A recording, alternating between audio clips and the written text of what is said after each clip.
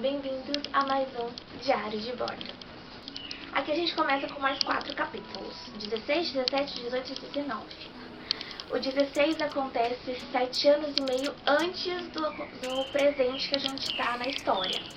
Aqui o Kaladin tem 12 anos. A gente começa com ele e uma mocinha, Laral, e o Tien, o irmão dele, que é 2 anos mais novo que ele. Eles estão ali caminhando por Larpetra, e aí a Laral conversa com o Kaladin, né, pergunta se ele vai se tornar um soldado. O Kaladin fala que muito provavelmente ele vai se tornar um cirurgião, porque é o que o pai dele espera dele. E ele fica muito dividido. Por momentos ele acha que é bom ele se tornar um cirurgião, porque já tá tudo meio que decidido mesmo. Por outro, ele pensa em se tornar soldado. A Laral estimula isso nele, dá a entender ali que ela gosta dele. Ela logo vai se tornar uma adolescente, digamos assim. Ela vai passar a usar, a cobrir a mão esquerda e tudo mais. Você percebe que ele gosta um pouco dela e ela também gosta, dá a entender que ela gosta dele também. Porque ela disse que uma pessoa, um soldado, olhos escuros, que conseguir lutar e conquistar uma espada fractal, se transforma em olhos claros, automaticamente. E aí, ela poderia se casar com o Cal, digamos assim. Só que o Cal fala que pode ser que ele se torne cirurgião, e aí ela fica meio irritada, assim, né? O Tien, que é irmão do Kaladin, tá ali com eles também. Ele chega... Ai, o Tien é muito fofinho. Ele entrega uma pedra pro Kaladin, mesmo que o Kaladin não ache nada de interessante nas pedras. Ele aceita como presente e fica muito feliz com isso. O Tien parece ser uma criança, assim, bem tranquila, bem de boa.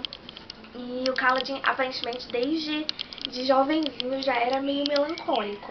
A própria Laral, a hora que vê os dois interagindo, acha estranho, porque o Kaladin, geralmente, ele tem essa vibe sofredora e não sei o que, melancólica. E ela acha espantoso que quando ele tá com o Tien, ele fique mais feliz. No momento, eles avistam umas crianças mais crianças entre aspas, né? Tem uns 14, 15, 13, por essa idade assim. Mais à frente, ela fala, não, vamos lá.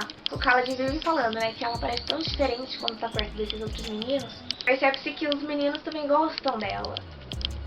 Só que o Kaladin não tem muita intimidade com essas crianças, porque ele é filho de um cirurgião. Então, a maior parte do tempo ele tá estudando com o pai.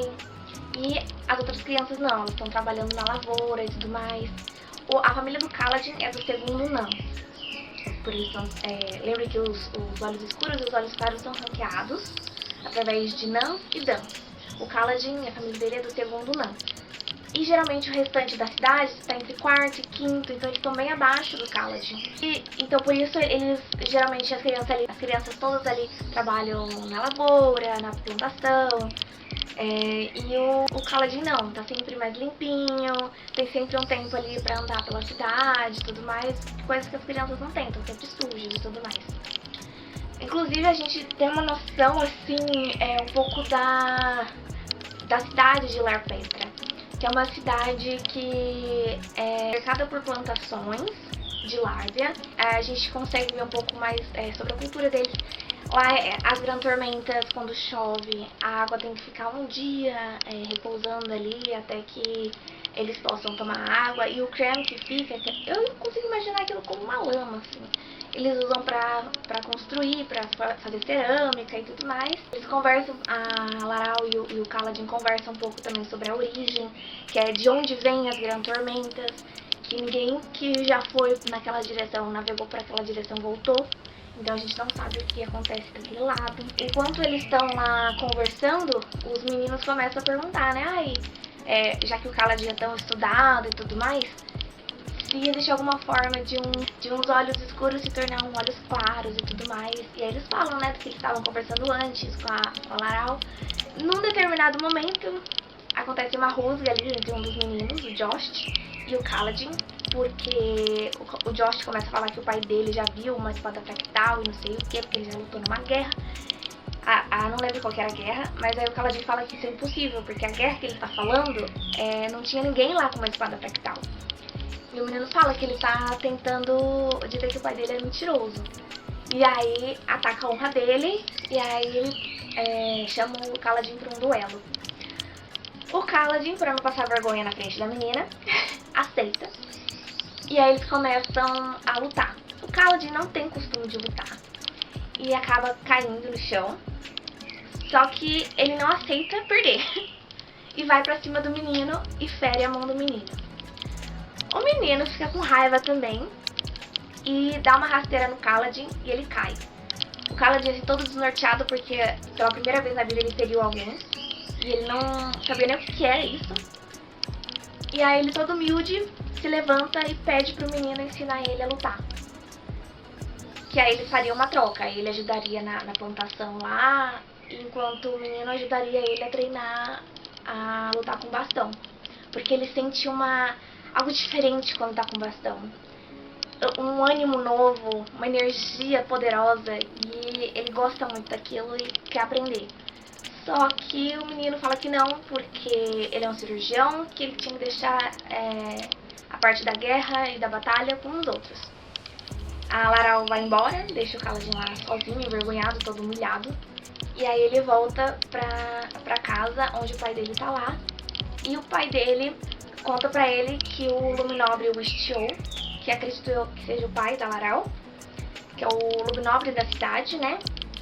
Que ele morreu e que deixou várias esferas de diamante pro Kaladin ir pra Kharbrands e se formar cirurgião de fato. O Kaladin, ele tem um sentimento agridoce, ao mesmo tempo em que ele gosta de cuidar das pessoas, ele também sentiu algo novo a hora que ele pegou aquele bastão e ele gosta da ideia de se tornar um soldado também.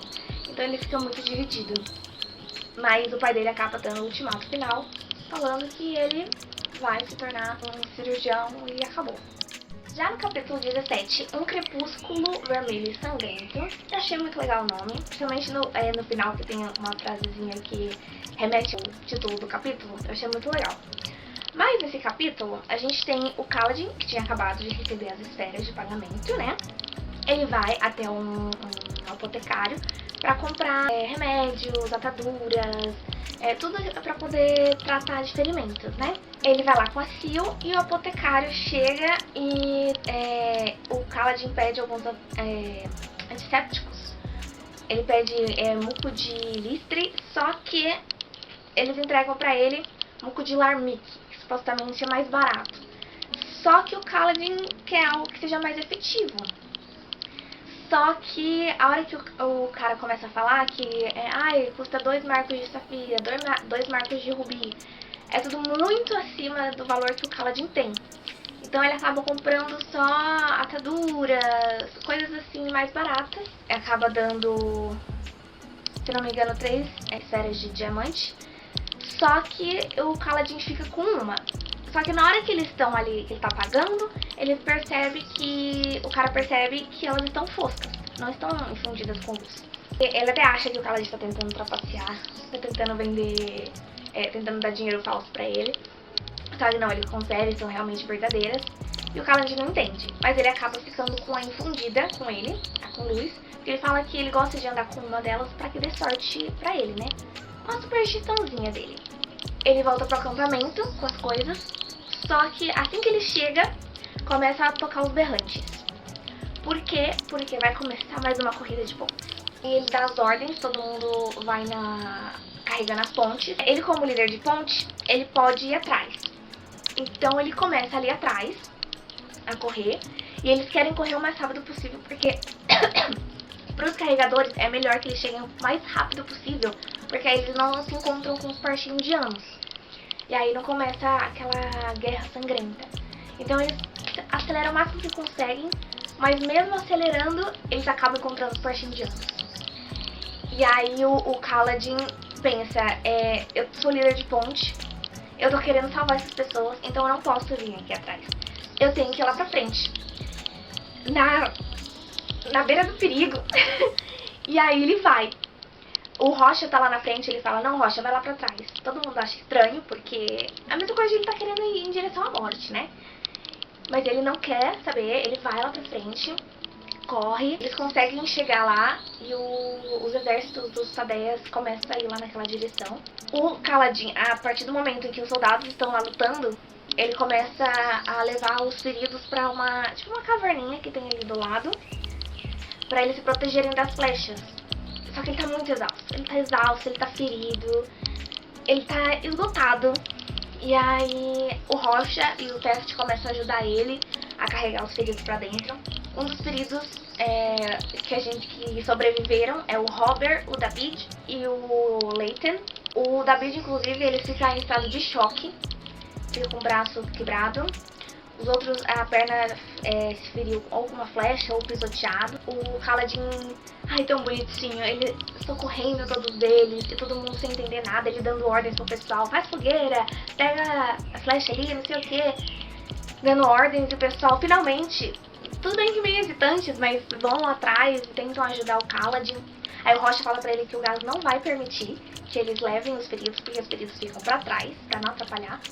E aí o Kaladin fala, não, deixa o gás comigo. Ele vai até o gás. E o gás fala que não pode, porque são ordens do Lamaril. É superior dele, ele tem que seguir. E o Kaladin fala, não, deixa a gente por último. E aí eu vou dar um jeito de levar ele sem que ninguém perceba. E paga o gás com a última espera que ele tinha. E por incrível que pareça, tá fosca também. E o gás ainda pensa, eu acho que vai me comprar com uma única clareta e eu vou deixar você ir. Aí o Kaladin fala, ah, você pode não deixar, mas aí eu acabo com a tua vida. E aí ele todo cheio de sangue, assim, e o Gás fica meio com medo, assim, de tá parecendo um psicopata, então ele aceita e segue o baile. No 18º capítulo, Grão-Príncipe da Guerra, a gente volta aos capítulos alternados entre Adolin e Dalinar. E no comecinho ali do capítulo, o Adolin tá com a Yanala, eles estão passeando. Só que esse passeio é meio que eles fazendo as investigações sobre a filha do cavalo do rei, né? Ela não fica nada feliz com isso, né? Porque ela quer passear, né? E aí ele tá lá com os coreiros pra investigar se foi um acidente ou não, o fato da filha do rei ter sido cortada. E ele finalmente descobre que ela foi cortada, mas de novo o coreiro fala, pode ter sido acidental, pode ter sido proposital. Então a gente acaba ficando na mesma. Nessa, o Adolin resolve fazer um passeio com a Yanala para o templo. Ela não fica nada contente com isso e larga ele lá. E aí ele vai falar com um dos fervorosos, o Kadash. Inclusive, eu não sei, é conjectura total minha aqui, mas pelas características, principalmente sobre a cicatriz no alto da cabeça, não sei se é a mesma pessoa, mas eu penso que pode ser a mesma pessoa do Interlúdio. Aquela que estava com o Mexique lá no Lago Puro, que era o pensador. Eu acho que pode ser ele, não tenho certeza, mas acho que pode ser ele. E aí ele tá lá com esse fervoroso Kadash. O Adalin pergunta, né, o que ele acha sobre as visões que o pai dele anda tendo e não sei o que. E aí o Kadash, ele faz parte do principado do Dalinar.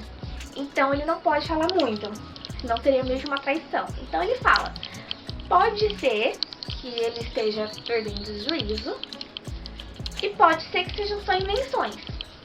Aí ele fala, né, que existia um tempo em que as pessoas, o tempo da hierocracia, em que os sacerdotes eram que comandavam tudo, e que aí essas pessoas se faziam de profetas, e aí inventavam histórias para as pessoas, falavam que tinham visões e não sei o que, para enganar o povo.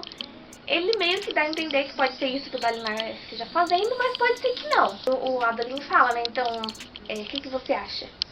E o cara fala, se eu falar que ele tá inventando coisa, que ele é um larápio, ele vai estar cometendo traição. Então ele fala, pode ser que ele esteja só doido mesmo. Não com essas palavras, mas dá a entender isso. E aí, a gente muda o ponto de vista pro Dalinar. O Dalinar, ele tá lá tá indo em direção ao palácio, junto com a Trechaz, que é a assistente dele, a escriba, né, que anota tudo, e o Renarin, o filho dele. E aí, essa assistente fala pra ele, começa a falar sobre as contabilidades, né, e fala que alguns dos grão-príncipes não têm pago as tarifas de guerra, né, de transmutação. Entre eles é o Vamar, Tanadal e Ratan. os três não estão pagando não pagaram ainda as tarifas. E aí, enquanto eles estão caminhando também, o Dalinar começa a se lembrar entre aspas, mas é porque ele não se lembra. Ele comenta que ele não se lembra da esposa, porque quem seria a pessoa de confiança dele, assistente dele, seria uma mulher de confiança. Geralmente era Yasna, mas a Yasna não tá lá. Então, o que se suporia era que a esposa dele faria esse papel, só que ele não pretende se casar de novo, porque ele não se lembra da esposa. Quando falam o nome dela, ele simplesmente não capta, sabe? A mente não capta, se esvai da mente dele. E ele não entende por que isso acontece. Deve ser muito triste isso. No caminho, depois que essa moça deixada vai embora, ele tá lá com um filho, ainda indo em direção ao palácio, e aí o Renarin se sente meio culpado, né? Porque ele se sente um inútil. Ele não é, ele é um fofinho, um amor, mas ele se sente assim. E aí o Dalinar fala pra ele, né? Não, filho, não é assim. Quando eu conseguir uma espada fractal e uma armadura fractal, pode ter certeza, elas são suas. E o Renarin fala, não, mas eu tenho essa doença do sangue, eu sou mais fraco e não sei o que. E aí o Dalinar fala, não, mas com uma espada fractal e uma armadura fractal, você vai ser mais forte. E eu achei muito bonitinho. Quando eles finalmente chegam lá pra falar com o rei, o Luminobre e Rutar tá lá na frente esperando. Só que o Dalinar não precisa esperar uma audiência, ele só entra, entendeu? E os outros grandes príncipes não ficam muito felizes com isso. Essa facilidade que ele tem pra entrar em contato com o rei. A hora que ele chega lá, ele vai conversar com o rei. E aí ele começa, né, a falar um pouco do que ele acha. Que eles deveriam parar com essa guerra e não sei o que. E aí o rei fica meio assim, porque era o mesmo tipo de coisa que o pai dele falava. E com esses rumores de que ele tem essas visões e não sei o que ele tá lendo o Caminho dos Reis e não sei o que. O rei já fica meio assim, pé atrás com os conselhos do Dalinar. E ele fala, tio, você tá ficando fraco, igual meu pai era no final da vida. E aí o Dalinar fala assim, não, então talvez tenha que mudar de estratégia. E aí ele fala, então a gente deve unir todos eles, porque você não me transforma em um grão príncipe da guerra, para que eu consiga unir todos eles. Todos eles estão lutando suas próprias guerras. São 10 principados diferentes. Eles não são um único reino. O Elhokar fica meio assim, o reinado dele já não é tão estável. Não sei se forçar alguma coisa em cima dos grão príncipes seria a solução. Mas aí ele fala assim, então vamos fazer o seguinte, se você conseguir se unir a algum dos outros grão-príncipes, eu te transformo em grão-príncipe da guerra. Isso acaba sendo um alívio pro Dalinar, né? Então ele tem uma perspectiva, né, de futuro. E aí ele sai de lá, a hora que ele tá indo em direção às tendas dele, chega uma grande tormenta. Ele entra em desespero e tenta buscar abrigo, e ele acha. Só que não era um lugar tão privado assim. Era uma estrebaria que tinha outras pessoas lá. Então, muitas pessoas veem ele tendo as suas visões. Já no capítulo 19, Chuva de Estrelas, finalmente a gente tem um vislumbre do que são essas visões do Dalinar. Numa noite iluminada por estrelas, a lua violeta, Dalinar incorpora um homem chamado Red. Esse homem tá ali no celeiro e ele tá protegendo uma garotinha, supostamente filha dele, sim. E do nada aparecem criaturas esquisitíssimas, que a gente descobre depois que se chamam Essências da Noite. E são criaturas assim lisas, negras como a noite. E a hora que ele toca em uma delas, elas são como se fossem preenchidas por água.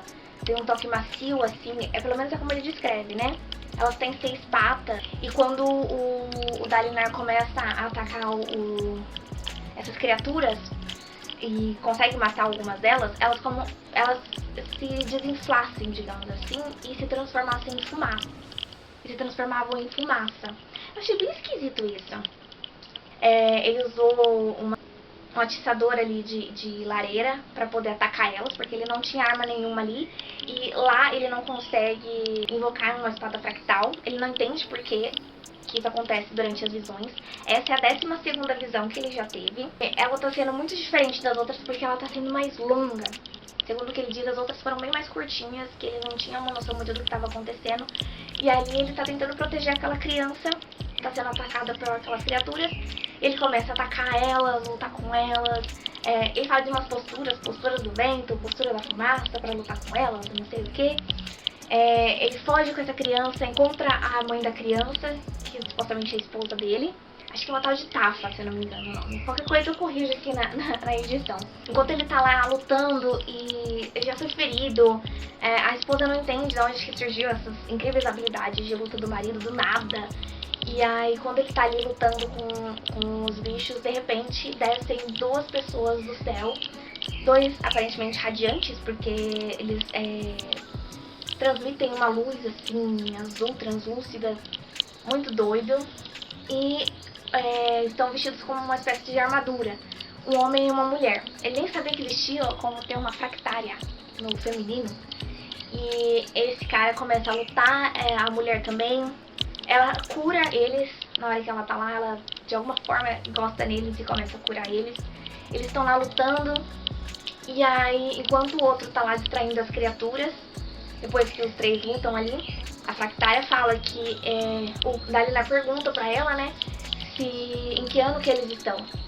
E aí a moça fala, a gente tá no ano 337 da 8ª época.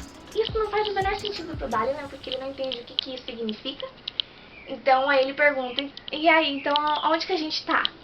Aí ela fala, a gente tá em Natanatan. Que aí ele compreende que no passado aquela região era onde ficam as planícies quebradas hoje. Eles percebem a habilidade que ele tem pra lutar e convidam ele pra ir pra Uritiru. Acho que é Uritiru o nome. Pra que ele desenvolva suas habilidades. Aí ele pergunta, onde fica isso? Fica em Aletela, ela diz. E aí ele percebe que aquele lugar era onde ficava a Lética. Então ele começa a fazer algumas associações entre passado e futuro, presente no caso pra ele. Quando termina a luta e eles conseguem matar todas as criaturas, ele se volta pra esposa do cara que ele tá incorporando, e aí a voz dela já muda. É a voz grave, assim, de um homem falando com ele. O Dalinar pergunta pra essa voz se ele pode confiar no Sadeas. A voz fala que sim. Ele volta pro presente e vê aquele monte de pessoas, o Renar e outras pessoas segurando ele porque ele tá se debatendo, né, nas visões. É muito doido isso. Mas é assim que termina o capítulo 19. E o que dizer desses capítulos maravilhosos? Kaladin continua sendo meu favorito, meu sofredor favorito. Foi muito bom ver ele com esse ânimo novo, de não se deixar abalar nem pelo apotecário que não quis vender as coisas, nem pelos superiores que não tá nem aí pra eles, nem pelos carregadores de pontes ali que estão tudo tão... sem ânimo também, né? Todos sentidos amargurados. Muito legal que ele não quis ceder ao cansaço ali nas corridas de ponte, que ele se manteve de pé, mesmo cansado e tudo. Quis mostrar que ele ali é responsável por aqueles carregadores de pontes. Muito legal também ter conhecido um pouco do Tien, porque a gente só via o Kaladin falando do Tien, então não sei o que ele se sente culpado pelo Tien, não sei o que, mas a gente não tinha visto ainda ele, né? E, muito bonitinho, mal conheço, já considero pacas. Muito fofinha a relação dele com o Kaladin. Eu tenho um pouco de medo de ver de novo como é que vai ser a perda dele, né? Muito triste. E legal também ter visto a visão do Dalinar, porque até então a gente só via falando, né, dessas visões do Dalinar, de como é que eram, que tudo isso causou um fuzuê ali no meio dos acampamentos, né, porque todo mundo comenta sobre essas visões, mas a gente só via rumores falando sobre essas visões, a gente não tinha visto ainda as visões. E ali a gente vê como é que o Kaladin se sente. Na pele de uma outra pessoa, ele consegue vivenciar o que aquela pessoa pode ter vivido. Então foram capítulos muito bons. Apesar de eu achar os capítulos do Dalinar e do Adolin bem longos, Eu prefiro, mesmo que os caladinhos alguns sejam longos, eu não sei, eu sinto que flui mais a minha leitura. Não sei se é porque eu gosto muito dele, mas eu sinto que flui mais. Finalizamos esses 4 capítulos aqui e depois a gente vai para mais 4 capítulos no próximo vídeo. E eu quero agradecer a vocês, a todo mundo que que se inscreveu, que dá like aqui presente. Eu peço, por favor, que não se esqueçam de dar like e se inscrever aqui, por favorzinho. Se você gostou dessa série e você quer continuar acompanhando vídeo a vídeo, capítulo a capítulo aqui com a gente, porque é bem legal, né? E a gente pode comentar com as pessoas que escreverem aqui no comentário também. Inclusive, a gente tem mais um comentário, que é do Daniel de Farias, se eu não me engano. E Daniel, pode ter certeza que você não está sozinho nessa empreitada muito doida e bem complexa também. Aqui a gente agrega todo mundo, todas as tribos. E é isso, pessoal. Se inscreva novamente, deem like e te vejo na próxima. Até a próxima. Ele é velho? Velho mesmo. Eu não sabia que homens podiam ficar tão velhos. Tem certeza de que ele não é um espelho de deterioração na pele de um homem? Ah, jovem carregador de pontes. Está procurando um amuleto contra o perigo, talvez? Ou uma jovem lavadeira do acampamento atraiu seus olhos? Eu tenho uma poção que, se for derramada na bebida, fará com que ela goste de você. Kaladin ergueu uma sobrancelha. Sil abriu a boca com uma expressão de espanto. Você deveria dar isso a Gaz. Seria ótimo se ele gostasse mais de você. Acho que a função não é bem essa.